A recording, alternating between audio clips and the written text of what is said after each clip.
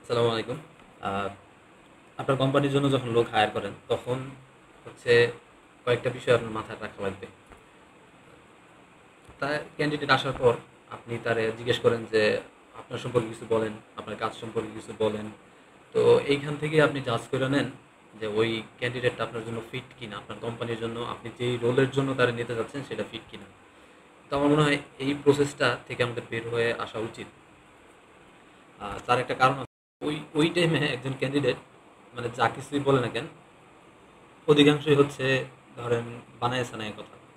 ঠিক আছে, আপনার ইমপ্রেস করার জন্য সে সকল কিছু করতে রাজি আছে। আলটিমেটলি ওই ইন্টারভিউগুলা অধিকাংশ সময়ে সেই ক্যান্ডিডেট মানে ওই ইন্টারভিউগুলো ফেলিয়ার হিসেবে কাউন্ট হয়। আপনি দেখতেছেন যে একটা মানুষকে হায়ার করছেন, সেই মানুষটা আপনার কথা মতো কাজ করতে পারতেছে না, আপনার এক্সপেকটেশন হচ্ছে হিট করতে পারতেছে না। এখানে ওই মানুষটার কোনো দোষ নেই, দোষটা হচ্ছে আপনার। আপনি সঠিক মানুষকে হায়ার করতে পারেন না। হায়ার করার সময় মেইন যে জিনিসটা দেখতে হবে যে আপনার যে কাজটা আছে এই কাজটার জন্য কোন টাইপের লোক আপনার দরকার। তারপর যাদেরকে শর্ট লিস্টেড করবেন তারা আপনার সাথে ফিট হবে কিনা, আপনার ওই কাজের সাথে ফিট হবে কিনা সেইটা আপনার মাথায় রাখা লাগবে। তারে হচ্ছে সুন্দরভাবে বলবেন যে আমরা আপনার কাছ থেকে এই এই জিনিসগুলো চাচ্ছি। হ্যাঁ, তো আমি আপনার সিভি দেখলাম, সিভির মধ্যে আহ, আপনার যে স্কিলগুলো আছে, আপনি যে প্র্যাকটিক্যাল কাজগুলো করছেন ওই কাজগুলা আমাদের সাথে রিলেটেড, কিন্তু সেটা 40% বা 30%। এখন আমি আপনার নিতে চাচ্ছি, কিন্তু এই 40-30%-এ কিছু হবে না।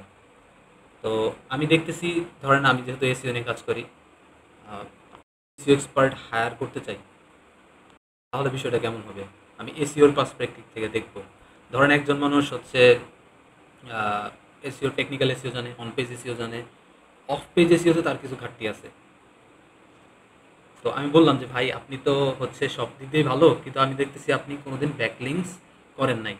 তো আপনি যদি আমার আশা দিতে পারেন যে আগামী 3 মাসের মধ্যে আপনি আমার কোম্পানিতে জয়েন করার পর এই ব্যাকলিংসের যে গ্যাপটা আছে সেটা পূরণ করতে পারবেন, তাহলে আপনি আমার এই জায়গায় আসেন, নইলে আইসেন না।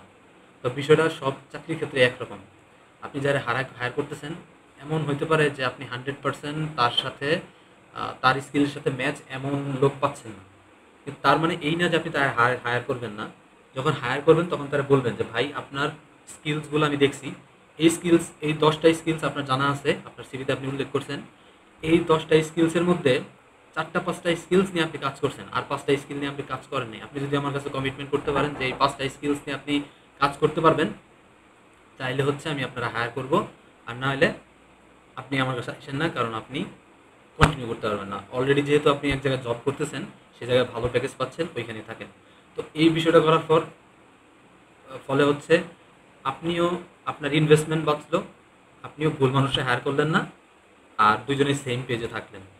তো অনেস্টলি এই জিনিসগুলো ক্লিয়ার করাই লাগবে, না করলে দেখা যাবে যে একটা সময় যায় আপনার এক্সপেকটেশন সে হিট করতে পারতেছে না, তখন তার জন্য এই কোম্পানি একটা বোঝা, কোম্পানির জন্য সে একটা বোঝা। এই টাইপের হচ্ছে একটা রিলেশন বিল্ড হয়ে যাবে। তো থ্যাংক ইউ।